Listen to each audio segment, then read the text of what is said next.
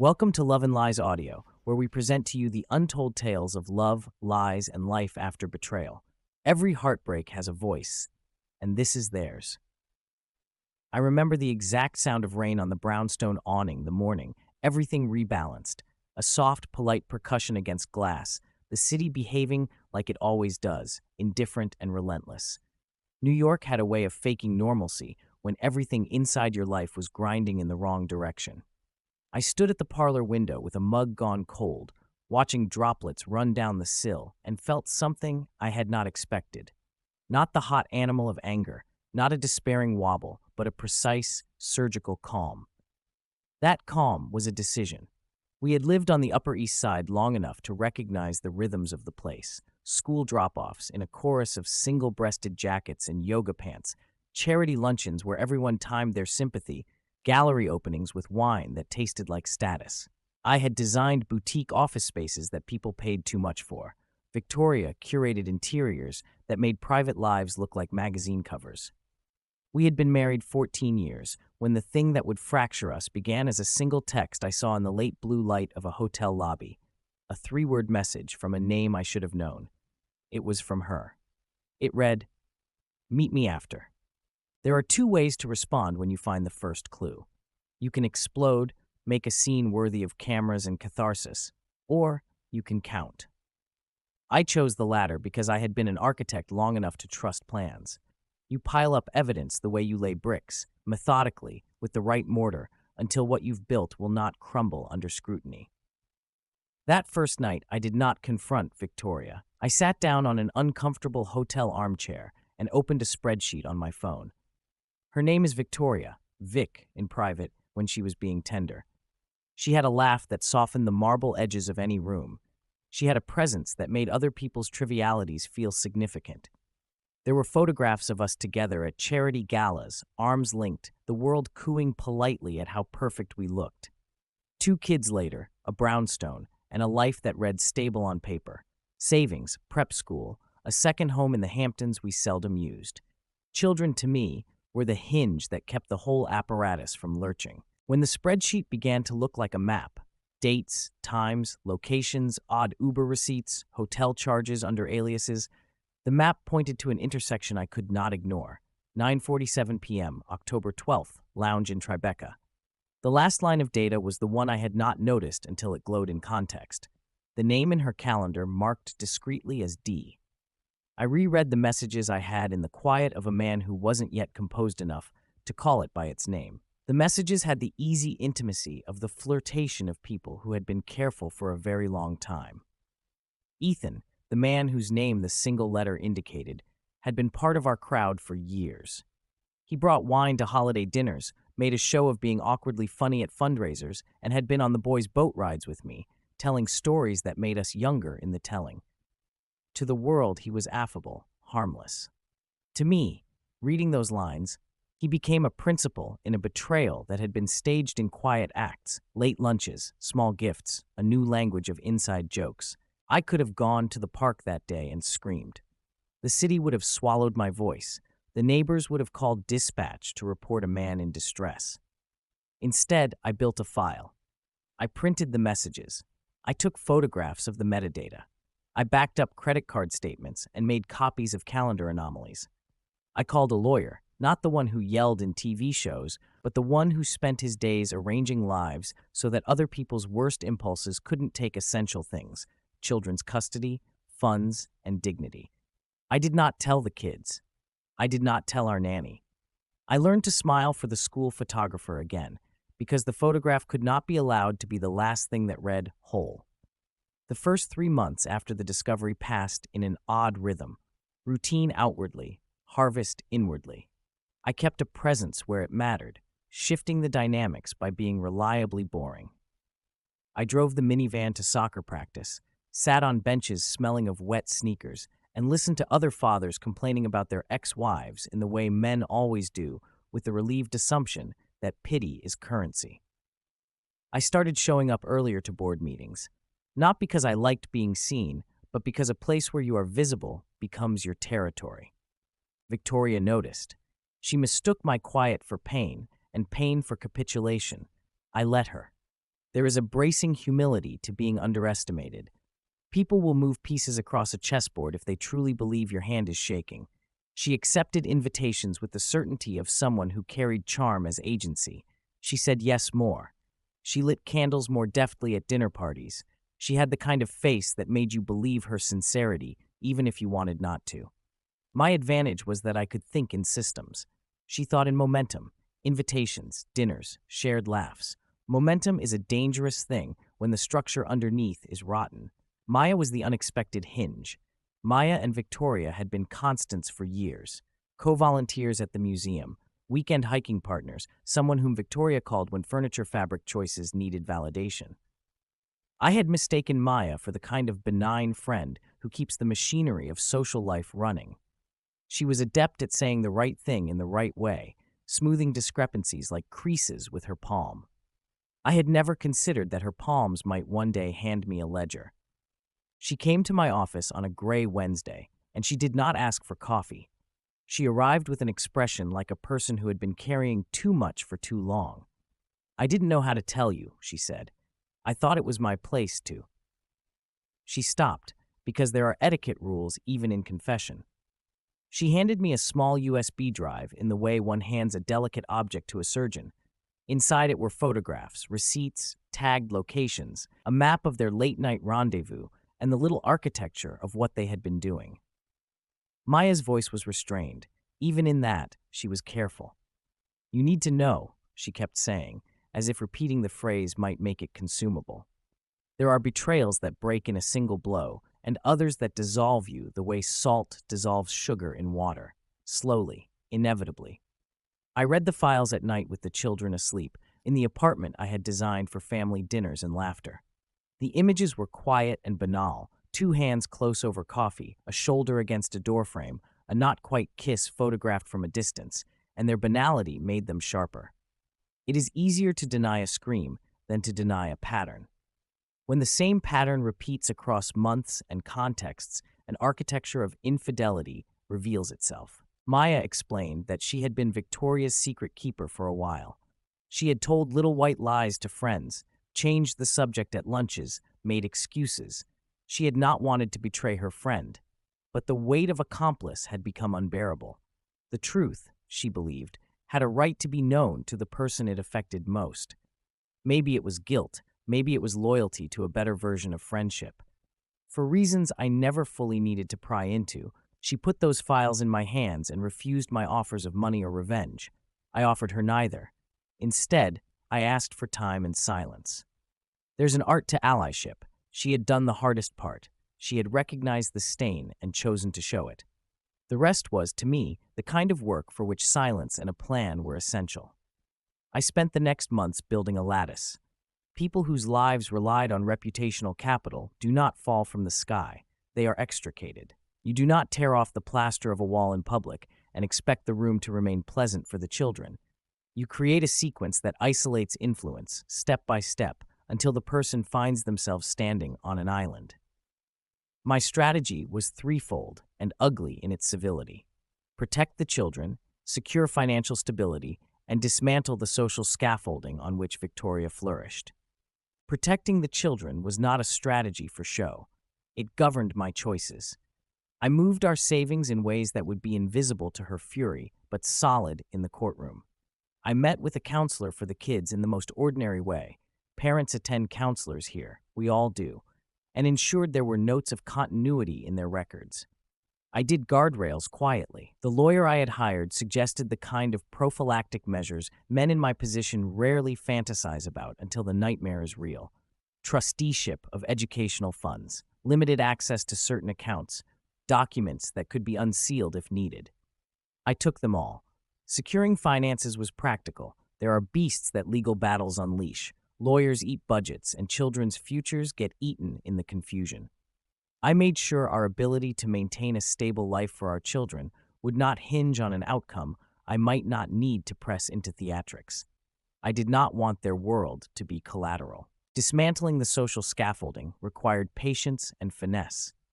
Reputation here is accrued in small acts of trust: leading a committee, hosting a table at a gala, being the face of a campaign. I began to show the same kind of relentless reliability Victoria had assumed as her private property. I took on volunteer shifts, I chaired a smaller committee, and did the work well enough to be trusted.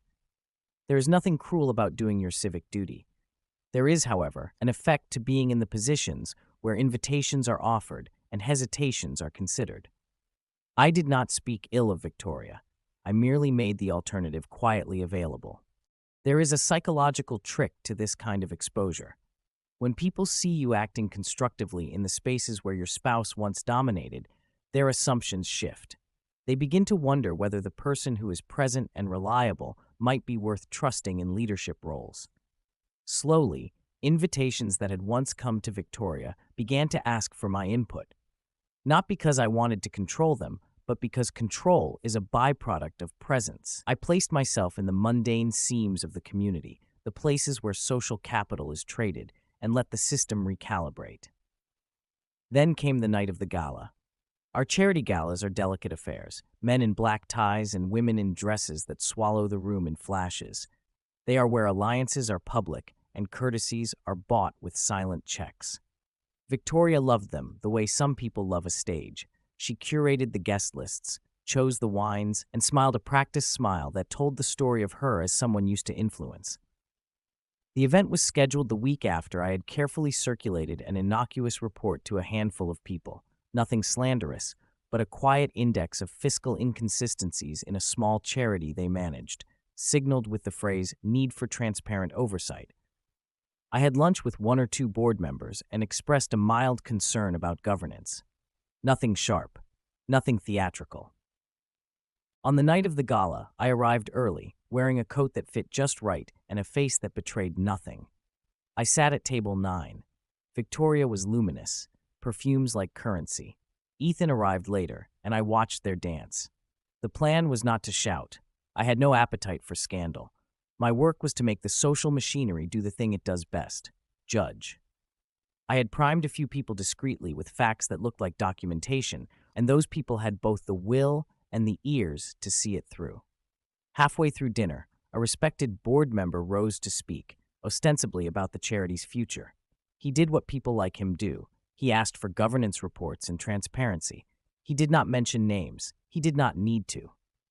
Invitations begin to shift when a community feels unsafe. Chairs are offered less often to people whose involvement is questioned.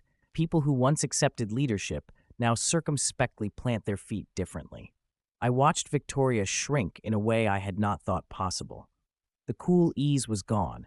There was a rawness that she could not patch with a smile. After the event, the questions followed like polite rain. Casual dinners with people who flinched when her name came up. Volunteer lists that now had an asterisk of caution. The change was not dramatic. It was merciless in its quietness. Some people mistake this kind of revenge for mere social cruelty. It is not cruelty unless you use it to hurt without purpose. My purpose was limited to restoring stability for our children and to remove the illusion that prestige inoculates one from consequence. I had given the world the facts gently and trusted that the world would do what it knows how to do: reassign trust to those who demonstrate it.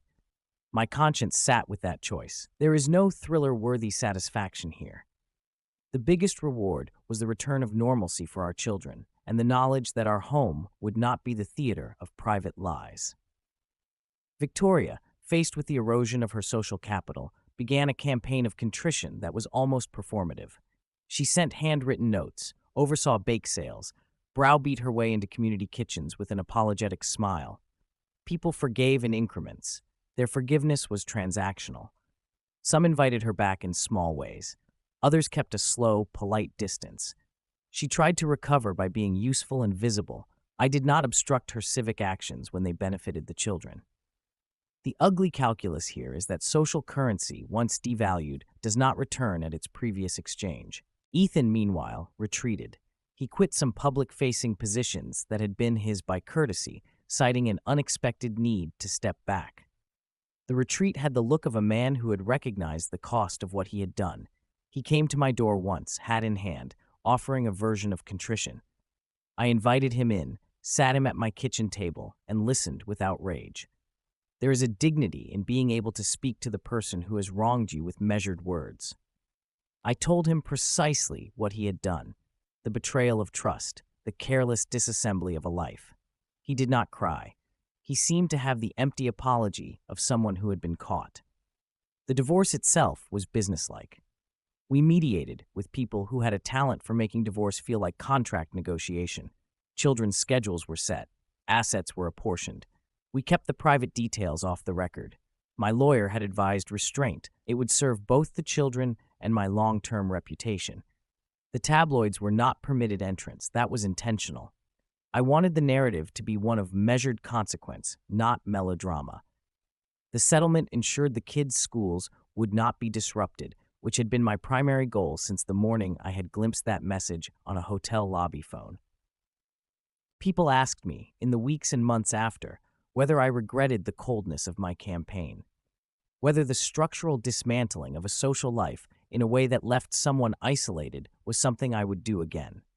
Those who had painted me as a man of action or a man of vengeance seldom heard back the emptiness that sits where triumph is supposed to bloom. I had what I had set out to engineer: a stable life for my children, a dependable pattern of mornings and dinners, a minimized public scandal. Yet, in the quiet evenings when the kids were asleep, what rose was not a sense of vindication, but a peculiar moral erosion, a sense that taking revenge had required me to harden certain edges that once softened me. What stayed most with me was the aftertaste, a copper note of loss. This loss was not of a person so much as a version of myself. I had been required to become precise and cold, a man who could set a plan and follow it without swooning at the cruelty. I do not mean cruelty as a boast. I mean the necessary clarity of someone who had to protect children by engineering social consequence.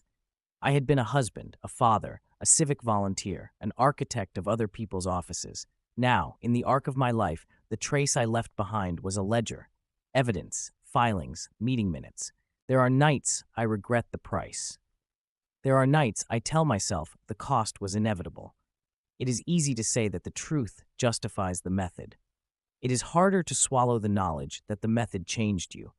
Sometimes I walk the Riverwalk by the East River and watch the long line of small boats bobbing like tired thoughts. I look at the skyline and think of the architect in me, imagining structures so precise they would stand through weather and time. There is a text it cost dollars to building such things. Sometimes you forgo ornamentation for strength. Sometimes you forgo warmth for endurance. In the weeks that followed, when invitations came for charity lunches and school theater nights, the room where Victoria once commanded attention was no longer hers by default. She adapted, as most people do, into a new form of civility. We sometimes spoke politely over our children's schedules. She remarried some years later. Or at least that is what the neighborhood would later gossip about, in the way neighborhoods gossip, with astonished tones and a hint of pity. Ethan married too. People forgive in small increments. No one told the whole story in a way that could undo the architecture of my own reconstruction. The victory felt private and double-edged. If you ask me about revenge, if you want the romantic picture of a man who stands up in a crowded room and denounces a betrayer, I will tell you this: quiet reconfiguration is more devastating because it is true. The world will recalibrate itself when you show it a pattern anchored in fact. People will rearrange power in the smallest of ways, and those ways add up. Public spectacle might feel satisfying in a moment, but the kind of correction that endures is the kind you keep out of the tabloids and let life perform. That is my lesson and my burden. On a late autumn afternoon, years afterward, I found a note in my mailbox. It was a folded card, the kind you receive when someone wants to be careful. Victoria had written, "I am sorry for everything I broke. Your children deserve nothing less than time that is honest. I hope the sun finds you with gentleness." She had the capacity for beautiful phrasing still. I kept the card and filed it with other small things that remind me of what used to be. We are all architects of our own undoing in some fashion. I built a plan to protect my children and, in the process, built a house shaped differently than the one I had planned. I live now with the knowledge that I defended what mattered, and in doing so, I altered the material of my own heart. The revenge worked, social capital shifted, invitations rebalanced, influence redistributed. My children's lives were preserved. My own soul, however, bears the fragile patina of someone who had to be cold to survive a kind of emotional treason. If you ask whether I would have chosen differently, whether I would have taken the screaming and the spectacle over the methodical dismantling, I would say I do not know. What I do know is that I cannot unlearn the efficiency of plans. I can only live with the small cost of having learned that sometimes love is a ledger, and keeping it balanced requires you to make entries you never dreamed you would have to make. We appreciate you staying with us until the very end. Life tests us with loyalty, betrayal, and unexpected strength. If you've experienced any of these, share your journey in the comments. Subscribe to Love and Lies Audio for more stories that prove silence can hide the fiercest victories.